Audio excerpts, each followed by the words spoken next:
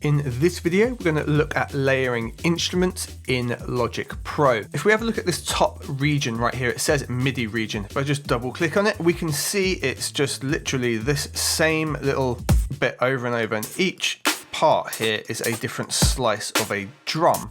But each one of those has then also got its own independent mixer track, so I can do different things to them, and then we've just looped it over and done different breaks throughout the track. So it's just this.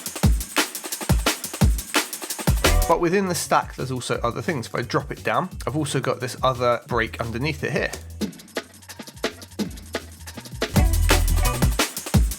We solo it solos everything together.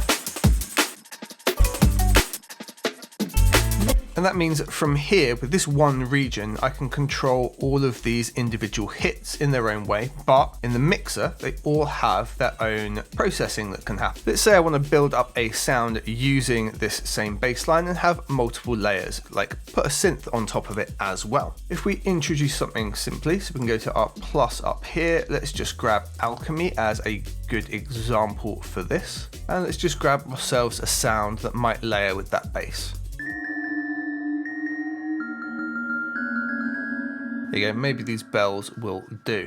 We can just grab that channel, we'll pop it below the bass line just here. Now what we can do with these two tracks is holding shift, select the two together, so they're now both selected. We can see we've got the bass line and the lantern bells. If we right click on them, we can do create track stack, and it's going to ask us the two ways to do it. So we can have a folder stack, and that essentially says it's a basic stack, and it lets you mute, solo and control volume of the main stack, and it's just for an organizational purpose. Or we've got a summing stack, and that's how our drums were done, where they've all got different channels that go out to their own control, and we'll do that. So let's go create stack. So now you can see it's been made, and it's called sum 12, and inside we've got the Liverpool bass and the Atlanta bells. Now what we can do here is we could individually work on each channel, or we can actually use the sum track as well. So I could take this and drag it up, and we're not going to move the automation, we want to leave that on its lane. This will now play both the Liverpool bass and the bells at the same time.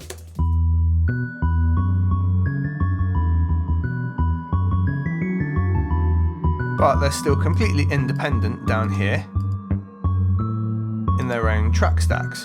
So I could send the bells off to a reverb maybe, or my wide aux here. And the bass could stay as it is. And we can EQ the bells, let's say we don't want that 200 Hertz in. It's interfering with the bass too much. But they're all controlled from this individual right here. They can just be far more simple for organizational purposes. I hope that's been helpful for you, and you've now got a clear idea of how you can use that in your music. If you'd like to learn more about Logic Pro and some of these tips and tricks, check out the playlist on screen now for hundreds more ideas and things you can do with your music. Take care, and I'll see you on the next one.